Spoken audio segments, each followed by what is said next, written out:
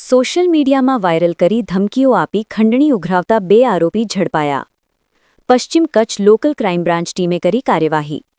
સરકારી તંત્રમાં ખોટી અરજીઓ કરી સોશિયલ મીડિયામાં વાયરલ કરવાની ધમકી આપી પૈસા પડાવતા 2 એસમોને લોકલ ક્રાઇમ બ્રાન્ચ પશ્ચિમ કચ્છ ભુજની પોલીસ ટીમે ઝડપી લીધા છે.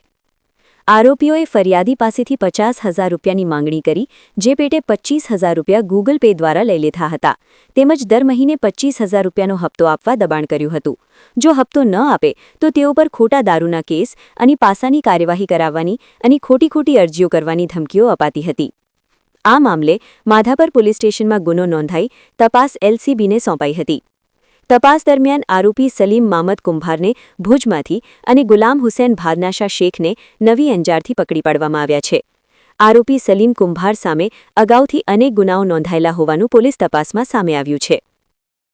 પળના સચોટ અને ધારદાર સમાચાર નિહાળવા અમારા digital platform news channel Kutch કાનૂન અને ક્રાઇમ ન્યૂઝને સબસ્ક્રાઇબ અને લાઇક કરો.